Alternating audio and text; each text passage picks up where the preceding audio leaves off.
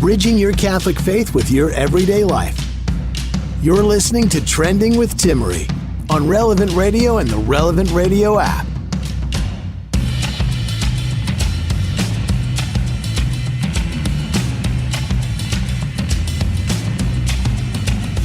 We are talking, that's right, we're talking today about being happy. Yet again, being happier. It's our weekly happy hour here on Trending. We're going to dive into 7 tips for how to sleep better, as well as how when we get Sundays right, this actually makes us happier.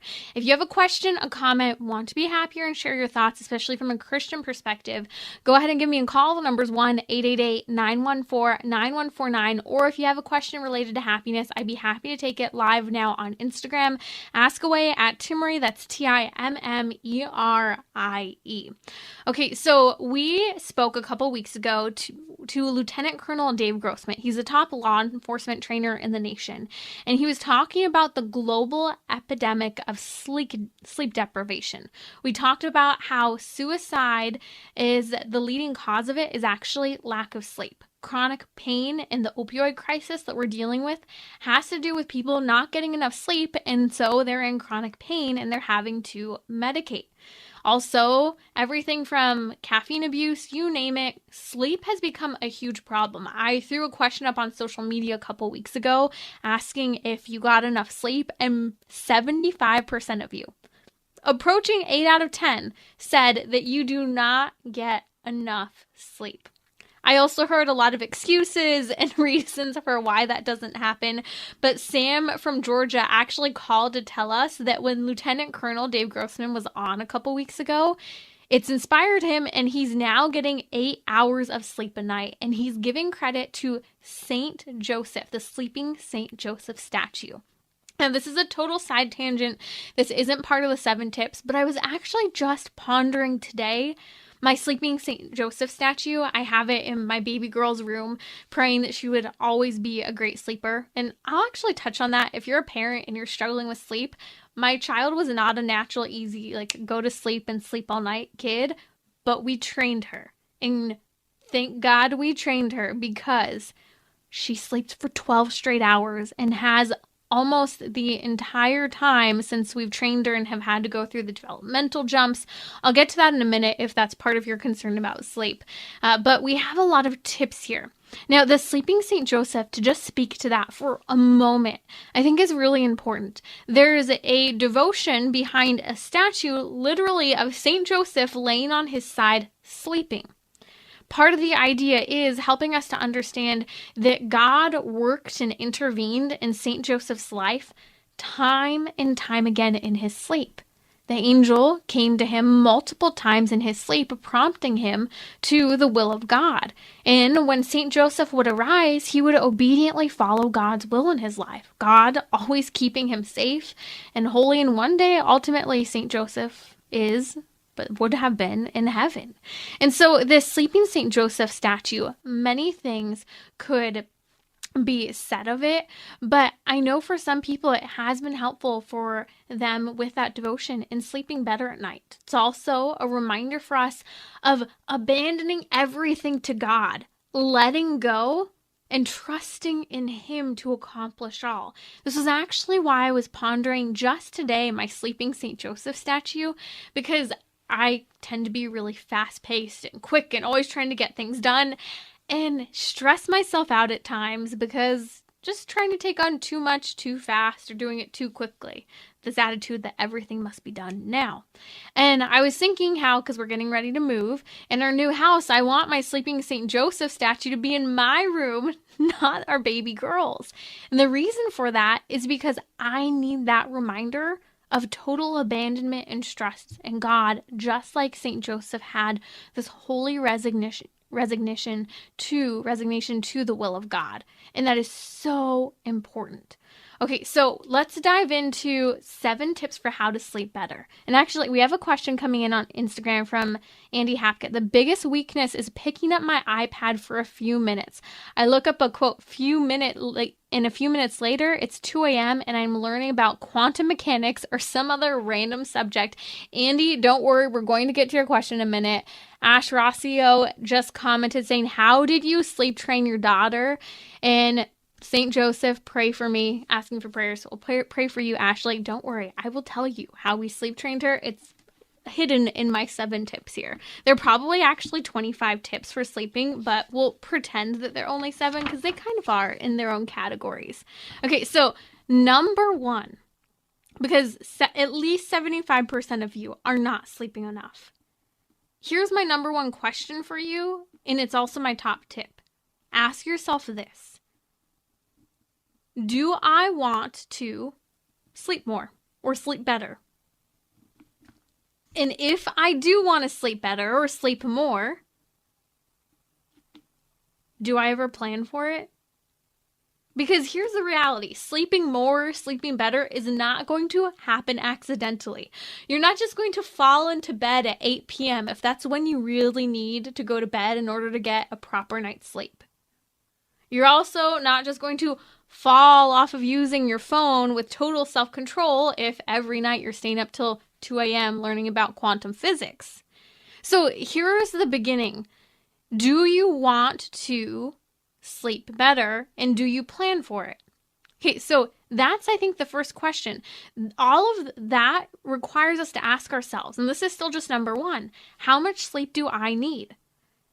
Medical research shows time and time again we really need 8 to 9 hours of sleep. While people can survive decently, some people on 7 hours, I am not one of those people who does well on 7 hours of sleep. Full disclosure, 9 is my prime, 8 is getting by for me. I'll say that again. For me, I need 9 hours of sleep, but 8 is getting by. So I know if I'm skirting in with 8 hours of sleep, I'm just getting enough rest and I need to make my way back up to 9. That's me. Maybe you can get away with 7. You may claim you can do well with 4 or 5 or 6, but you are not matching up with all the research that says you're fooling yourself. You need 8 to 9 hours of sleep. 7 can be a bare minimum for some people. So with that in mind, we're still on tip 1. Do I want to sleep more, and am I planning for it? Knowing first then how much sleep your body needs, and you may not even know this, then we need to know what time do I actually have to go to bed and wake up to get this sleep. Do you plan for what time you go to bed and wake up? I think a lot of people don't. They think, oh, well, I have all these things to do. You can. You need to plan for it. You need to prepare. It's doable. I know I need a certain amount of sleep. That's one of the reasons why we really worked early on sleep training our baby girl, because we knew, 1, I wanted her to be a really good independent sleeper, and 2, I needed my sleep to be a good mom to her. I think that was really important. So that number 1, that question, ask yourself, do you want to sleep more, and do you plan it? So now that we're into step 2, now let's actually plan those sleeping hours. So this is where maybe you're a mom like me and you know you might need some extra hours of sleep. Maybe you know there's going to be some sort of disruption. Maybe you know I have to wake up. I have to be up by 5 a.m. every day. Well, that means you need to get to bed earlier. How do you transition your household into following that? You need to plan for your own home. But again, I mentioned earlier, one of the big things for our house was actually sleep training my kid. 10 out of 10 recommend. This is what worked for us. This is not a sales pitch. This is how great it was. Taking Cara babies. That's taking, Cara is the name Cara, C-A-R-A, babies. She has multiple courses based on the stage of development for your child, whether your child's a newborn. I did not do the newborn phase. I will probably try that next time, but we did the 3 to 4 month phase and then the 5 to 18 month phase. My kid has been a great sleeper. Grant, kids go through developmental jumps, and so you have to retrain your kid at times. But I'll tell you what, starting at about, I think maybe 4 weeks, she was sleeping all the way through the night because we trained her. And when she struggled, we retrained her. Now I'll say this, don't try to do a sleep training program and not follow it precisely. I recommended this to some people. The people who followed it to the T succeeded. Those people who kind of tried to dabble in the sleeping program did not work for them, even though they said, well, we tried that, but did you follow it? No, it takes about 12 nights to train your baby. It's difficult, but it is so worth it. And my little girl, I think we trained her more so in about 8 nights. So 10 out of 10 recommend. I'll make sure there's a link to that in the show notes, because 12 glorious hours of sleep, sometimes 11 to 13 hours is usually the range. It's fabulous. I really, really recommend it. Okay, so that was number 2, is planning for things that might come in to impacting your sleep, such as a kid or having to be up at a certain time, or maybe even late evening events. You might have to change some of your evening lifestyle. Okay, number 3 in the 7 tips for getting better sleep, because it makes us happier, is all about a dark room. Lieutenant Colonel Dave Grossman has mentioned this. He highly recommends a sleep mask. I've used sleep masks. This is what got me through college, when my roommates would love to have the lights on all night, or when they'd come home at like 4 a.m. in the morning and I'd be trying to sleep. Face masks were golden. You may not want to live your whole life in a face mask. I get it. But having one on hand for nights when it's just really helpful, I do recommend that. But maybe you're one person who wants to wear it every single night. So for me, though, it's more so been a matter of naturally having a very dark room. So making sure that the window is completely covered if you have ambient light outside, so that you're not getting any light whatsoever peeking into your room. It's really important. For me, and a lot of people may not know this, but actually a lot of studies have been shown, if you have even, let's say, like a little red shining light coming from a TV or an electronic, especially if it's a blue or green light, those lights seriously impact your ability to sleep. So I know for me, I would fixate on that one light. I remember when I had a TV and had it in my room years ago, I would just stare for like an hour or two at that red light on my TV. Or I'd stare at the ceiling with that little green light that's so faint, but that's just there on whether it was the smoke detector or the carbon monoxide tester. And so I actually would take little sticky notes and I'd tear it into a little piece and I'd cover it on all of those lights in my room. I remember when my husband and I first got married, he thought it was really weird because there were itty bitty sticky notes everywhere on any lights that could come in. But he realized for him too, it was more relaxing. There wasn't anything to fixate, and he had never thought about how he was actually fixating on things at night in his sleep. With that comes, and we're going to get to electronics in a minute, if you read at night or if you need a light, we actually use, little a red light reading light lamp so that it doesn't impact your vision, and it's much softer, more relaxing on the eyes to transition right into sleep. So this brings me also to number 4 in the 7 tips for sleeping better. Electronic-free bedroom. I know this is hard. A lot of people watch a movie before going to bed. There's no scientific proof whatsoever for how watching TV to sleep actually helps. We are fooling ourselves when we believe this. Same thing if we think that just, vegging out and unwinding looking at our phones helps us. It doesn't. The light, the stimulation for the brain and the eyes is actually impacting our bottom line when it comes to sleep. We don't use our cell phones in bed. We don't take our phones to the bed. For the most part, we do not have our phones in the room unless it's used for an alarm and it's on the other side of the room on a counter and on airplane mode. No notifications, nothing going off. This has always been a big thing for us. It's really important and it really helps sleep. I've struggled with sleep in the past. I'm a great sleeper now. So is my husband. And these have been things that have really been game changers. So again, an electronic-free bedroom. And this is really helpful if you're married, for continuing to make sure there's good conversation. And it's great if you struggle with insomnia, because then you don't turn to watch the TV or play with your phone or find yourself up at 2 a.m. at night. Turn off the phone. So this comes to my 5th tip. No electronics 1 hour before bed. I get it. I'm the same way. Sometimes I need to just send that one text or set my alarm or whatever still, but no electronic use other than that before bed. Stop replying to text messages. Stop reading them. This is so important because it allows the brain to unwind.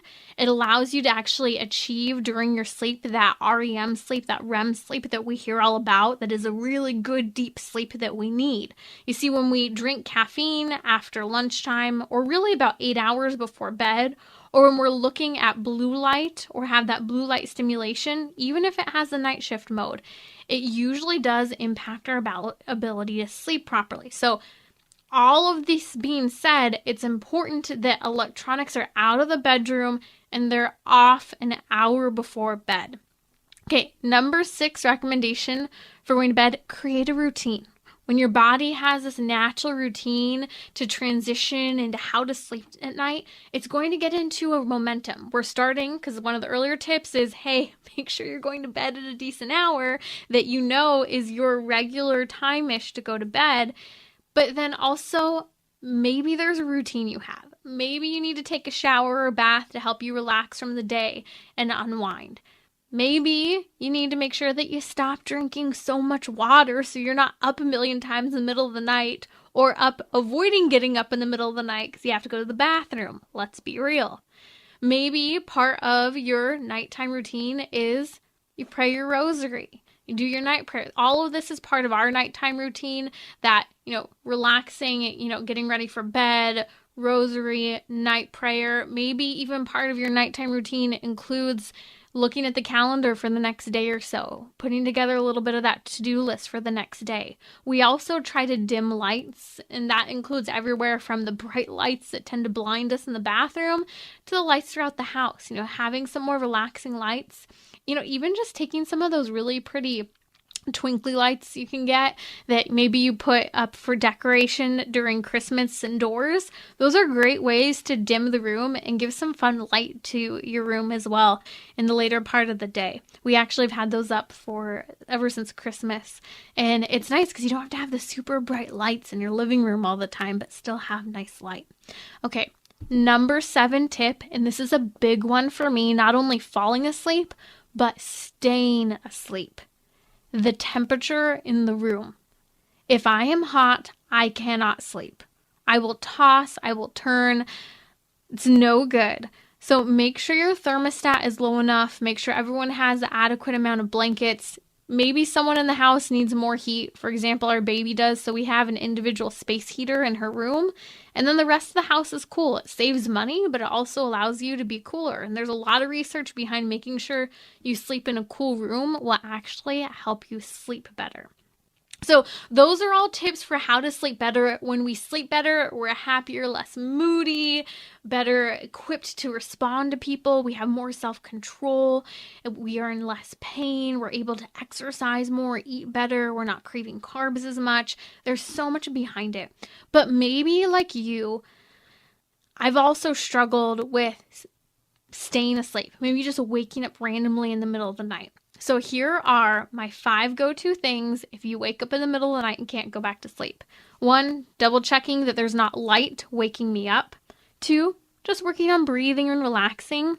3, sometimes I just didn't get enough movement in that day. I'm a super active person. If I don't move, I am restless.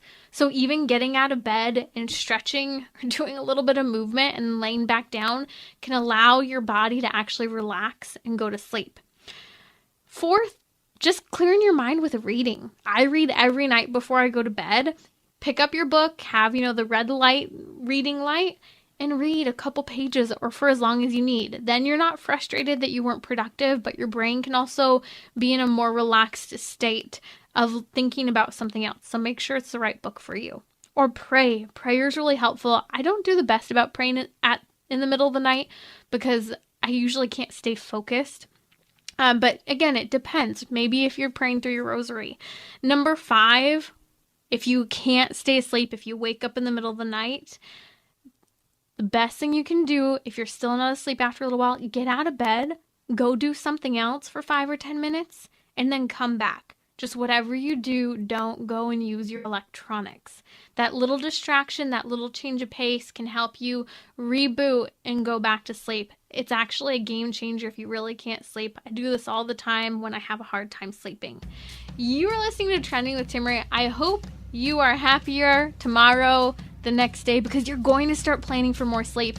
relevantradio.com/trending to subscribe. And please listen to this, write down this checklist because you will sleep better and you can sleep better. There's a lot of research behind this. The better we sleep, the happier we are. So go back, listen to this, and subscribe. relevantradio.com/trending.